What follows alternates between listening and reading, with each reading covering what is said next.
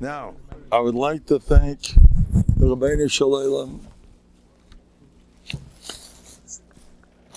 I'd like to thank Torah Anytime, Kamashkacha Pratis, Kalaloshin, Rabbi Yosef Yafi, all the world. Look at this beautiful Spring Hill Times. Enjoy. What a Kiddush Hashem. Making people psychologically, it's so healthy.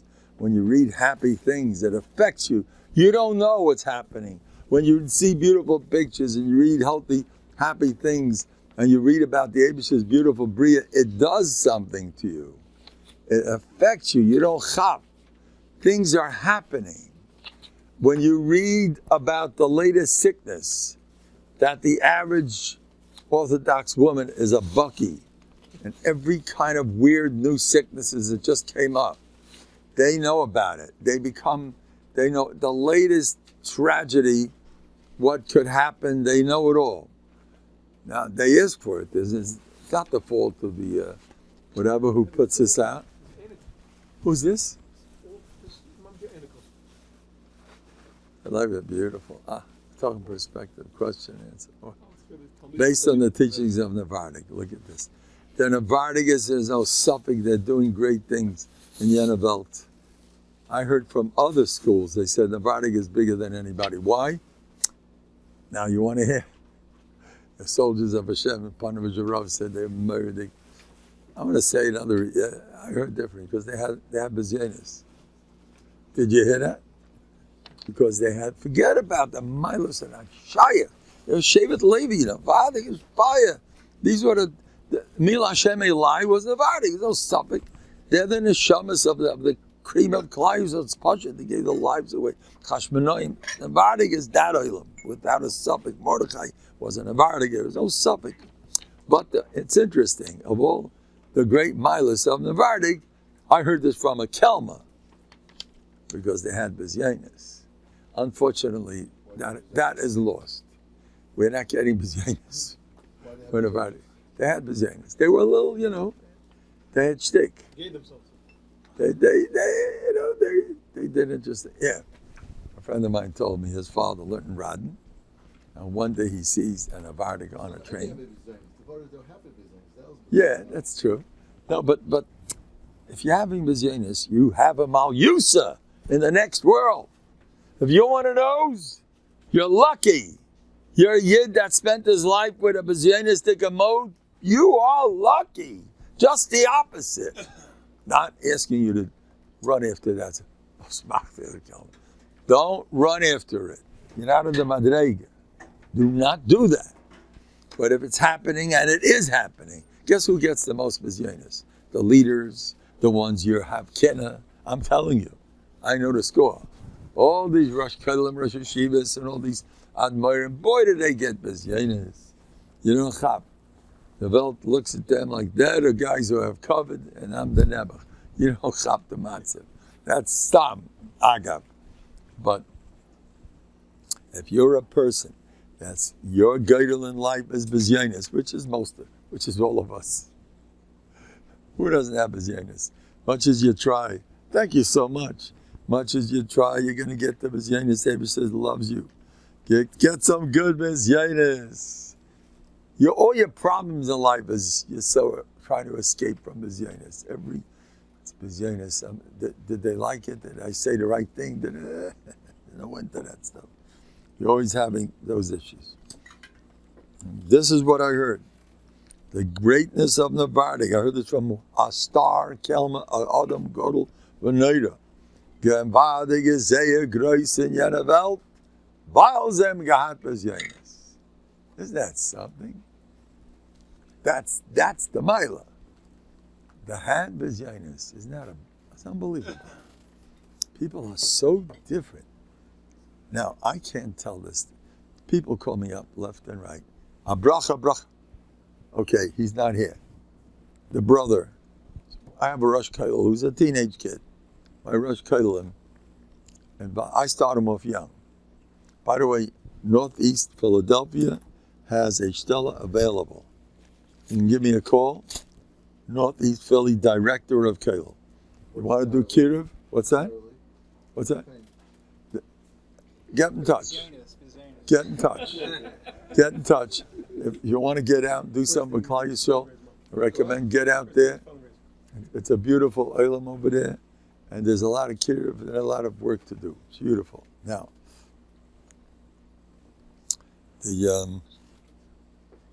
so what was I talking about?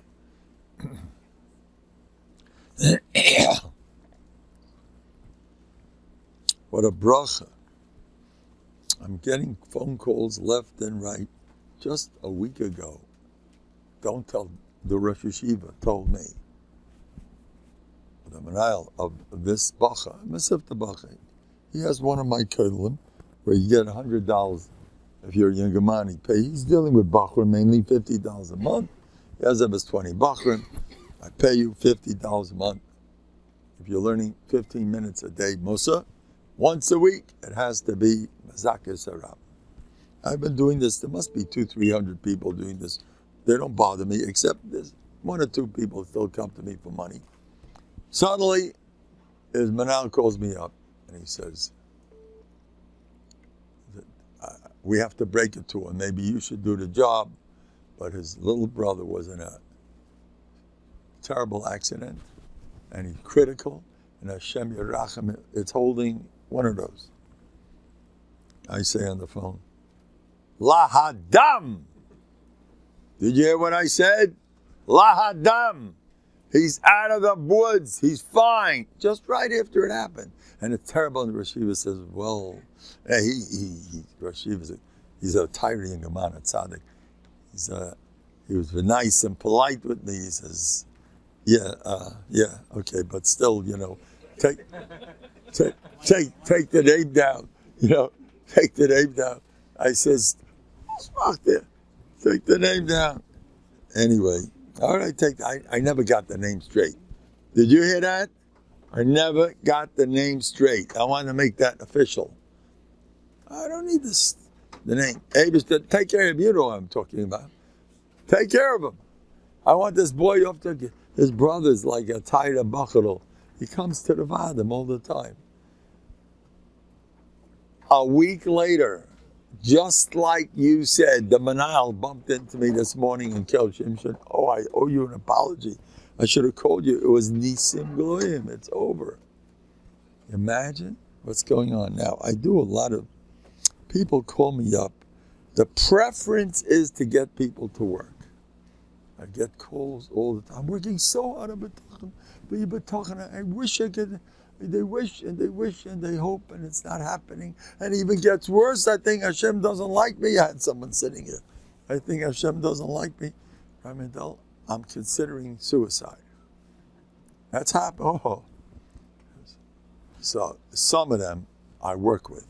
I calm them down. You're such a great person. We need you. I need you. Everyone knows. I heard nice things. I'll lay it on thick. Sometimes that works. Sometimes you're talking to the wall.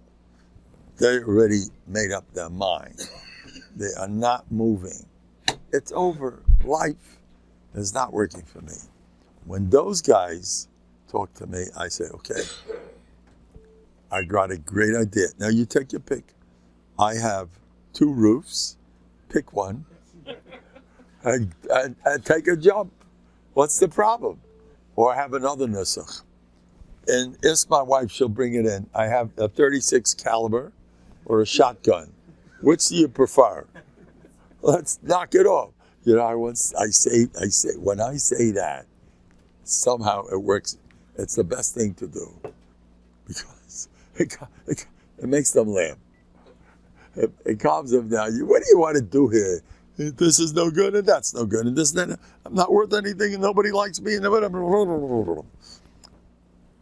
So you make a joke and it's about leichter and people learn how to laugh. Once you laugh, they see how ludicrous. What do you want to do? Life isn't good, so therefore what? It's worse. So it's not good. So what? So it's not good. But this is but him and the aggravation. And did you know what happened? I just got a report and the teacher told me about my kid. Okay, so it's no good. So you have a rotten kid. So have a rotten kid. So what? I mean, male of us. I can't tell people, I'll be gesund. That's already too Yeah, be gesund. Of course I'm gesund. Of course, come with me and to the chronic disease hospital. There's some new cases that just came in. There's some horrific stories. I'm not going to talk about them. It's not for me. Not my style to describe what the Yeshudim, people go through in these hospitals, these chronic diseases. Ugh, there's no hope. They sit there and you're here and alive. It doesn't talk to anybody when I tell them how lucky you are that you're healthy. They look at me like, oh, are you from Rabbi Miller? Oh, yeah. Well, it's not helping me. It doesn't do much. When you tell a guy, be gesund, of course you're gesund. Of course you're gesund. I'm going to tell you a vod. Now, you got a chumash over there. Bamidbar is nois. I'm going to tell you the real shot. What the machloek is. Now, look, I don't want to say, what was the burning issue? Moshe Rabbeinu Vayichar, Moshe Ma'oid. Moshe was boiling angry. What happened to Moshe Anama'oid? Because the last time they shepherded him, he didn't open his mouth. This time, he's storming. Al Tefet al Mundchasam. Don't listen to them. Don't know. I want them all dead. I want to wipe you out for the foot. Moshe was not shaykh. This week's Pasha, Moshe lets him have it. With a fire, like those working on another. The same issue. Don't forget, there should be another side to you, In Novanik, they can slap a guy across the face in public because he wasn't shaving. He was shaving in the sphere. Rabbi Blach once did that. Rabbi Yalta was. There has to be another side to you, That's why So you look at me like, you're not really. An Elach Yid is like this, You're not the real Oiz Gab, the type. You're one of those, I don't know. You're supposed to be, so you don't chap that, David HaMelech. David HaMelech, somebody once shepherded with him. His name was Novel. And his wife said about him, Kishmai Kain Hu. Novel means disgusting. That was his name. He was in David. David was friendly with him. David was helping him around. David wasn't the official Melech yet, but he was already and he had a group of people. He was making himself useful. While he was running away for his life, he said, my life is helping people. He's right. Shaul wanted to skin him alive. He threw a spear at him. Shaul was a Sainim. He had 10 Sainim, whatever, each horrific Sainim. They hated him like poison. But Shaul was worse than all of them. What Shaul did to him, he went into enemy territory. Shaul was like, it was the pachad from Shaul. He was running for his life. He didn't know what to do with himself. He ended up in Plishti country just to get away from Shaul. Makes no sense. It makes sense of what Shaul was doing to him. And while he's running away for his life, he's patrolling the whole countryside, make sure there's no wolves or robbers shepherding to protect Yidna and David HaMelech. David, that's, they didn't know what he was, his heart. He cared for Klal Yisrael. I have to give, see? He was one of those that goes out for Klal Yisrael. I have to give. I met a Bnei Brak Yid just today. I says, oh, you're from, so right away I'm at the Kirv. So you're not Kirv as oh, you sit in Bnei Brak. You learn Shifti about Kirv. He says, what are you talking? He has 2 Adamins, one's in Afula, one went to in the south. They all go. He says, I went myself a few years. They're going all over. And everywhere, they say it everywhere. The guys who go are Gavaldi. They're so much happier. So they're going, plenty of care going on. Anyway, so I want to say like this. Of course, we need much more. Now, I want to say the following. So David HaMelech asked Novel for a favor. He was saving him. Could I please have some food for my men? Novel was filthy rich. And Novel said, Mi ben Yishai, you're rebelling against the Melech. And he was his relative. David spoke. You ever see the Lashon Ba'amatam, Koilachoi, Rabbi Shim Bayachet? It's a Lashon David used. It's camaraderie. It's like, he spoke to him like Bincha. He spoke, your son Davidel wants to, let's get together because they're related.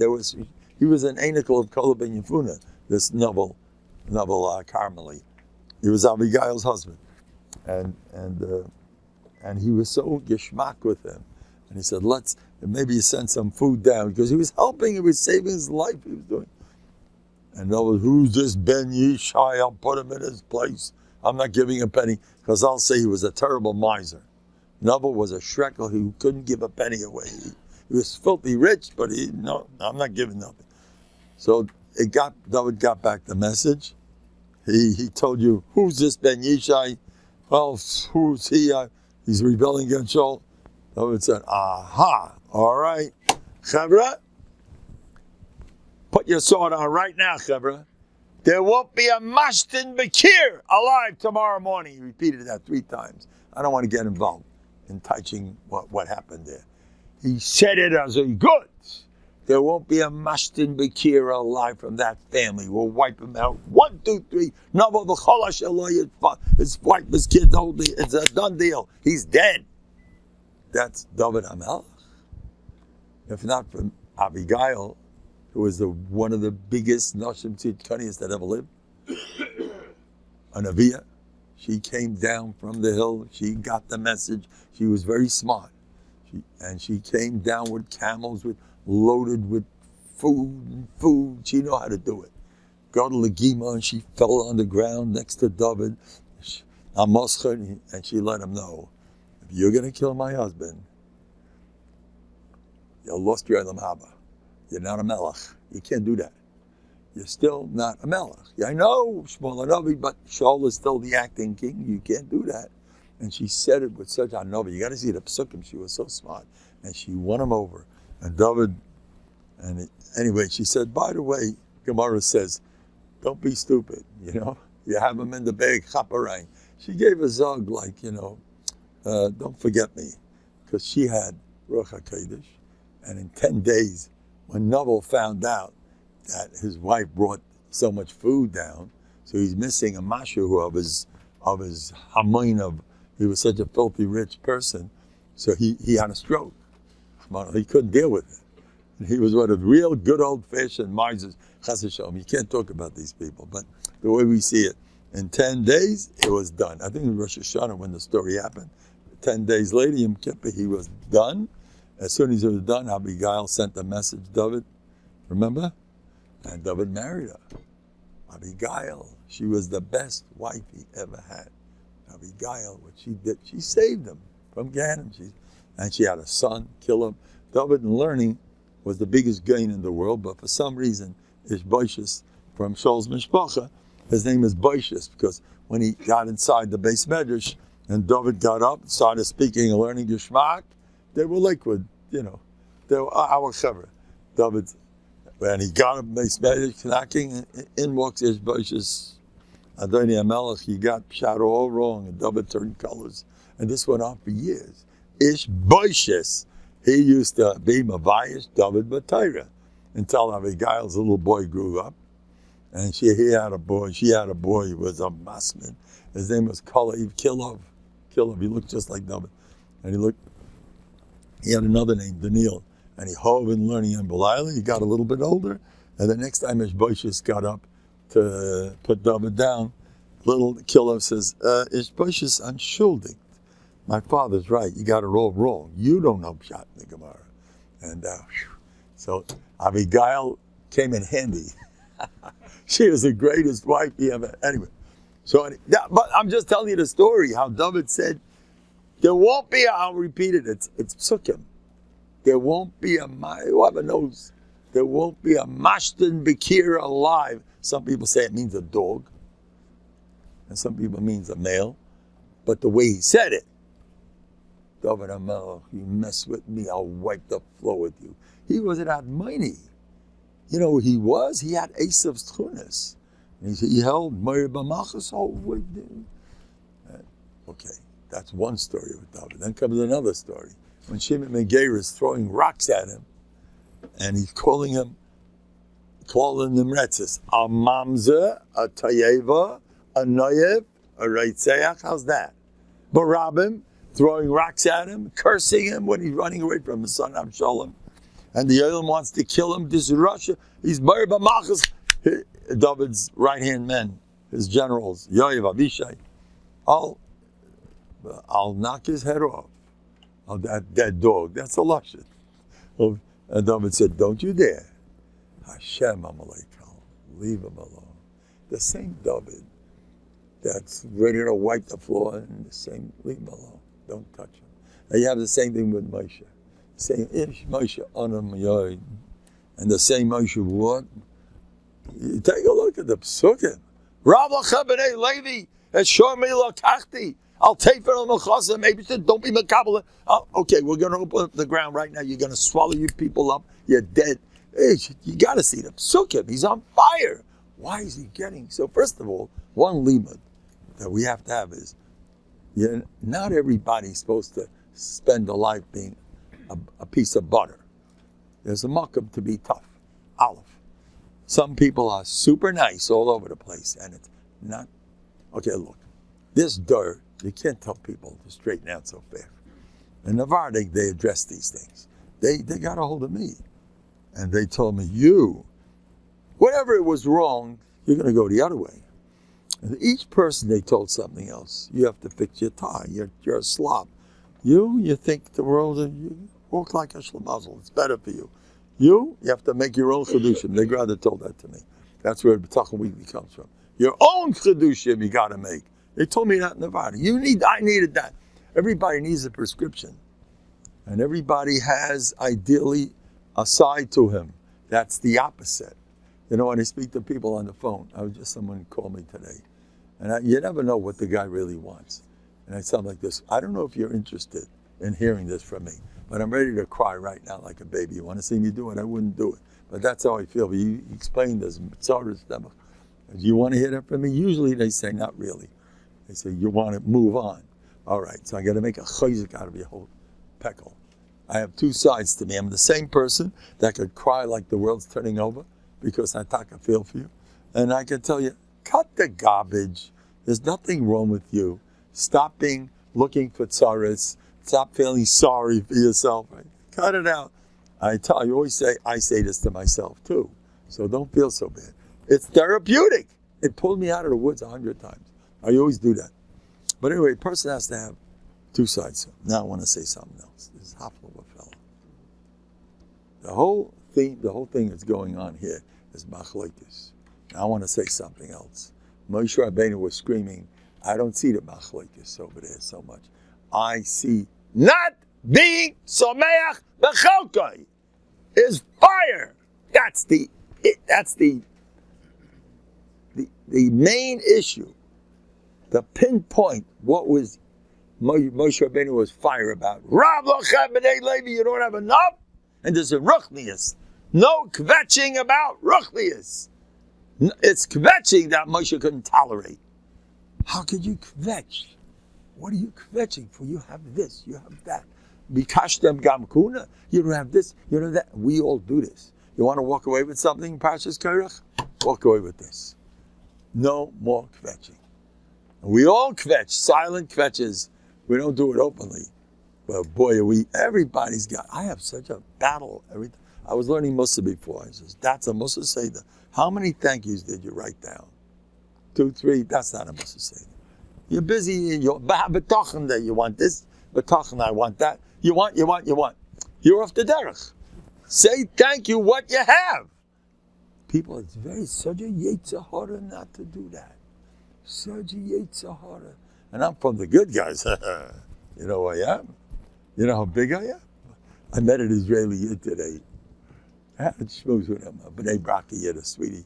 He was sitting and learning alone in Beis Medrash. I gave him shalom. Oh, mashalomcha. What's new? Yeah, he knew Yiddish, got it. And we chapped the schmooze together. And then before I said goodbye to him, he says, who are you? He says, my name is Mendel. I says, when you came into Lakewood, you saw those signs, Tzaddik Bali, that was me. He was on the floor. That's one of my favorites. Anyway. L'chaim, Baruch atah Adonai Eloheinu, melech haolam, shakel hamidbarim. L'chaim. We should have Allah's gifts, have the Eibush that we got it all. Have some more, have Rabbi say. It comes with a bottle that says Rashke Bahag with my picture on it. So it's not Stam vodka. This is Rashke Bahag Bahit. Hey, Torah anytime. Excuse me, I want them to see Rabbi Yafi. Take a look. No? With my picture. With my picture. Who? This one? Yeah, Mazel Tov. Azeda. No, am I right? No? Was sagt der? Rabbi Galambek. Ebish is all help, alles gets. Well deserved. Look at that. You know, 8 o'clock, I was once on the phone with Shimshon Pincus in Eretz Yisrael, and he told me he just got an 8 o'clock. He was jumping up and down. There's nothing like an 8 o'clock. 8 o'clock, you know what it is? The Eibishter created 8 o'clock. You know what it is? You know, I go to a certain place to pick up my Bטחון weeklies.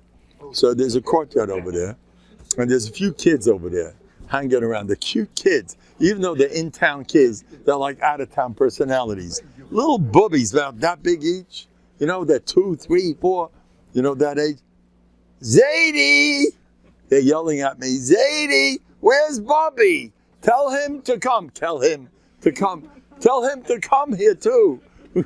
They always do this every morning. I love them. They're so cute. I says, tell your mommy to eat you up now. You're so cute. They always yell at me. Zadie is here. I'm the official. Zadie, they got my number. You're one of those. Anyway, so it's such a sweetness. The Abish's beautiful world. He creates 8 o'clock. Mwah! They're all delicious. And Zadies are also ganz geschmackig too. I'm a pretty nice guy. Zadies give chocolates. Zadies? You know what a Zadie is? I'm from the better ones. I used to give rides on the show. I don't do that somewhat. They grow up, but I used to, what? Elders, yeah, I got it already.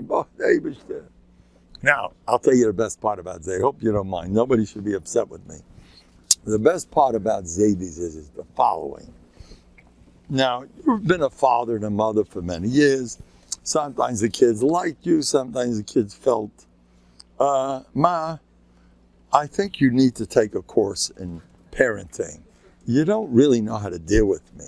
You don't understand me. You know, you ever see that? Okay, I'm joking. But the parents aren't always on the good list with the kids. You know that. So, and the kids are like, they're in charge, of course. Like the parents are busy comforting the kids all their lives. Don't turn them off. Make sure, are we good parents? You know, okay, anyway. And finally the kids grow up, and now there's 8 o'clock. Now I'm the good guy. You have to stay up with that baby who smells up the whole house. He's yours. And your job. Then the kids, I had enough of that with you guys, my children. Now you can do it with the kids. I'm the Mr. Good Guy around here who gives out the chocolate bars. And they all love the Zadies more than the parents. How can you compete with Zadies and Bubbies who we're Mr. Good Guy. That's what I like about being a Zadie. I'm joking. Don't take me serious. Anyway, where are we up to? I'll tell you my sin. I was on the telephone with my Rebbe. I said, hello, this just happened. I heard my Rebbe screaming at me. I don't hear a word. I repeated, hello, you don't hear me? I don't hear a word. I don't hear. I know someone's calling me. I can't hear you. And this, I dialed twice. I decided, I got it all done. I dialed the third time. This I davened. Eibishter, please help, we should connect. As soon as I said that, it worked. You see that? Everything goes with the Eibishter, just like with flowers. Your wife doesn't like flowers. This guy was having trouble with his kids, speaking about Zadies. And he says, the kids are so sloppy. When they come, you know, Baruch HaTov B'vayacha, Baruch HaTov B'tzeisacha. You're so happy to see, oh, the Einik Lachayeh. And after Yom Tov is almost over, the Zadie and Bobby are When are they leaving? When did they say to leave? Hope they leave soon before they wreck the house. You know, is there anything? They break that vase also? Oh no! Oh, you can't. We know the rules. We didn't say, oh hi, we love having you. You know, you have to play the game, and then when they leave, so this guy really had it hard, because when they left, the house was a storm. I certainly come on, the house was a storm. It was schrecklich every time. Here they come, and while they stayed, the storm worked up throughout the week. You're slipping all over the place. Oh, you guys are not clean. But you're not allowed to say anything. You have any brains. Rabbi Miller says, close your mouth and open your purse. That's what you got to learn how to do. I'm serious. If you know what's good for you, don't you dare say a word. Never, ever, ever. You don't criticize Bachlal. That's my shita. Never. No, I don't care. Not to your wife, not to nobody. Shah. Nobody. My chiddush is don't criticize yourself either. That's my life too. Anyway, but I want to tell you like this. That I told the guy, daven. This happened to two different daven. Just daven. Watch. The next time they came, they cleaned up the place. They're new people, b'chlal. They became neat. Did you hear this? You want to hear another story? I promise you. You want to know what remote control is? This guy has relatives. Kim Tzaran. He has relatives that they visit him, The 8 o'clock come flying. And they all come in. They used to look like this, a bunch of boys, a large family of boys. And they were nice, slim boys, geschmacke boys, nice kids. And what happened? Now, he didn't want to say anything. What happened to Moshe? He's double the size. What happened to Malki? Oh, no. Woo! How's she going to get a shitter? She looks gross. What happened to this? One after another. The whole family, boom, boom, with the tata mom included. What are they eating? What are they doing? And you're not supposed to say a word. Don't you dare. They're embarrassed enough. And they can, hello, Zaydeen, Bubby. Hello. Nice to see you. Yeah, hello. And they have to compliment too. Oh, they look great. They look great, Anyway, this guy is a true story. And the guy comes over to me. Look, it's not the end of the world, but it's not healthy. But really double the size. Not put on a little weight. They were one after another. Half the family gained weight like no one's business. I don't know what's going on there. The mother's really cooking good. To compete with such a bubby, you got to be, anyway. So I told him, the true story. I told him, daven. And watch what happens. I promise you it's a true story. The next time they visited, which every half a year they visit, 1.5 was already like this. And the next time it was done, including the parents. Decide whatever they want on a diet. That's it. It's not easy life. Daven. If you believe that davening are like my pens. These are the pens that got out of ink. Right here, and I'm trying, it's not working. It says, Eibishter, I need ink. Pick it up. It works like I just bought it. This happened to me a few times. Not always, but it happens a lot. Daven to the Eibishter. Okay, next. Okay, now I want to tell you something. A boy in my class was a 9-year-old kid. This happened years ago. This taka happened years ago. This one of the few stories that taka happened years ago, 7 years ago. He was watching, the kid comes over to me, a 9-year-old kid. Rebbe, there's a teenager that davens in my shul. We're starting with the questions. A teenager, he comes over to me and he tells me, and I'm watching the kid, and he takes your Bטחון weeklies, and he goes over it cover to cover, and he looks stressed. A 9-year-old kid told this to me. He looks very stressed. And I watch him every Shabbos, and he spends the whole Shabbos going through your Bטחון weeklies. I promise you, Rebbe, after 4 months, he's a different person. He's a happy face. There's somebody in my Kehillah, a younger kid, he's a different person. He used to be like this, now he's like, now I've met a lot of big, I don't want to say the names, world famous big names. They call me up, by the way. I have somebody, got thousands of people listening to him. I hope he's not listening to this one. He called me up. He knows color Kula except what I know. That he doesn't know that. You know the story of swimology, I told you?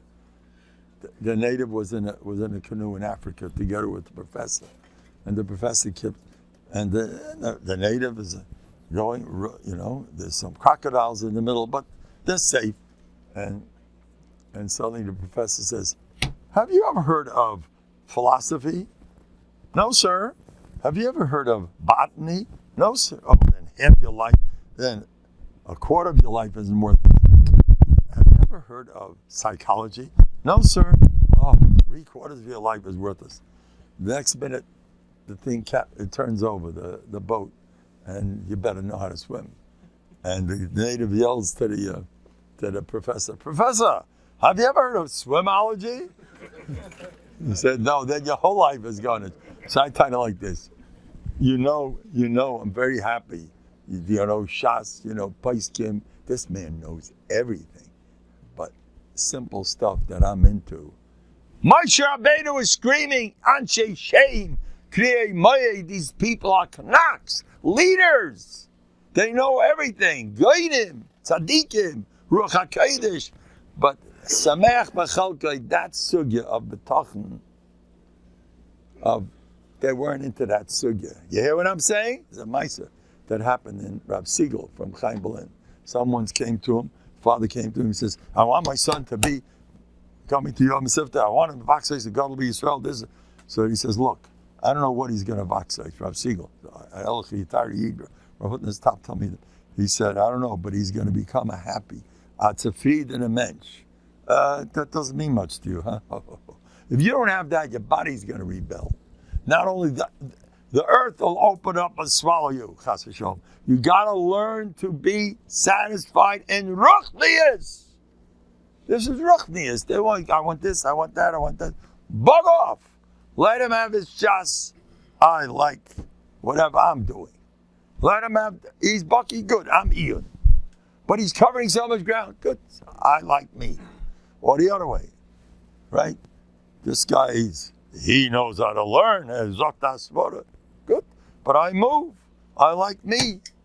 Or whatever it is, you gotta like me. I work, but I work on myself, on the job, and I'm nizzer in certain things. I machshav that. I know, it's very good, you're base medrash, but I got my thing. And the Ben Tairu sitting base medrash, you got some millionaire, don't you, giving. I enjoy my taisvus. Every person has to be sameach b'chalkei. And that's a burning issue. Moshe Rabbeinu was steaming on that. Sameach b'chalkei, you better learn how to do that. Because if not, you're going to make a churban beis hamikdash. Moshe Rabbeinu's words was just a preview. He was fuming. But chora ma'oid, it's a sharp lashon, Perry should say Moshe Rabbeinu. By the way, the Vilna Gaon says, the reason for Churban Bayis Sheni was Sinas Chinam. What's Sinas Chinam? No Bטחון. What's no Bטחון, says the Gaon? You're not Sameach b'chalkei. Al Tzaris. Beisa, you got to sit on that. Sameach b'chalkei is hard work. I try to tell somebody on the phone, I'm going to at least say a barabim because I don't believe that person heard a word I said. The person wanted one thing, Mendel, just give me that bracha and leave me alone with your philosophy. So I'm going to use the philosophy here because I'm not going to, once they call me up, people with issues they never have. Some of them, you could taka cry. Oh. But I said like this, we came to this world to work on our midos. More important than nachas and shmachas and success and steigen, none of that stuff. Steigen being a sameach b'chalkei. So you learn one blot less, but you spend more time writing down why you're luckier than everyone else around you. I don't care what you're doing. I hold what I'm doing is gewaldig. But it's not so kosher, not so... Don't give me this garbage. It's all the Yitzhara. Anything to get you depressed. He'll do anything. Where are we up to? No, when are you giving me the 5 more minutes? Nachapad Drushes? Okay, let's see. Now I'm going to tell you some stories. I just heard this story about Reb Gershon. Reb Gershon Lieberman. Reb Gershon Lieberman.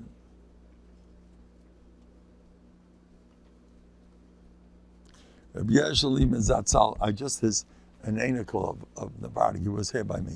Binyamin Schwartz was the older brother of Reb Isaac Schwartz. They said on him, he was one of Reb Gershon's top Talmidim. Here comes the story. Nervoy. He went a bacha. He screamed out a bacha. Reb Gershon screamed at him, and the bacha said, screamed at the bacha, and the bacha went to sleep. He said Krishma in the middle of the night. Bang, bang on the door. Slicha, asiti cheshbon hanefesh. Lo hayiti tzodek. I made a cheshbon hanefesh. I should not have hit you. The man, that bacha, went to sleep. He's 80 years old today. He can never forget that. Reb Gershon knocked on his door in the middle of the night to tell him, I'm asking you mechila, that I yelled at you in public. Now, here comes another one. I heard this. This I heard from somebody. This one I heard from the one it happened to. He went over to another bacha who was a wild Indian, and he smacked him across the face. And the next day, he got together a whole group of chevra to make a vad, to make a shmuz. In the shmuz, he said, Rabotai, kol halayla, hayali ke'ivim ala yad sheli. All night long, I had terrible pain. But I know why. Because I smacked that boy. Hashem punished me for smacking. The boy told it to me. He was a wild guy. He wasn't quite so yeshivish, you know. Now he has a job. He's a very wonderful fellow. But those days he needed, and the next day Reb Gershon says, Hashem punished me. And he couldn't forget it. He loves Reb Gershon. I got a third story. Somebody ran away from yeshiva. And he went home. Because somebody rubbed him wrong. And it's a little sakanadik. They'll go off the derech, these chevra. And Reb Gershon made a special trip to the house. And they knocked on the door and he fell by the doorstep and he fell down to the floor. And he said, Bati lish'ol mechila. The guy came back. I had an issue here in Lakewood. There was a certain parent that all the Rabbeim knew, don't start up with that guy. He was a tough guy. And all the Rabbeim suffered from him. And sure enough, I got into trouble.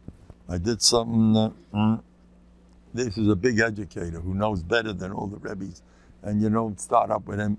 And the Menayalim told me how much aggravation. He's one of these tough guys, you know. The kids, I asked what to do. In Novandig, they says, go down to the house and say, ask Mechila. Don't on the telephone. Hachna! Go down and show.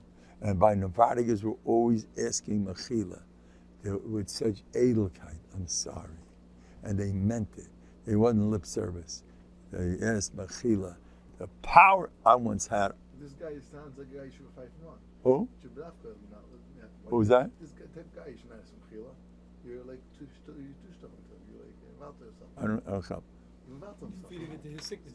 What? Feeding into his sickness. Yeah, you're scared of him. You do it because you're scared of him. Forget this guy you shouldn't have Mechila. You do it because you're scared Now, of him. these people are not scared of nobody.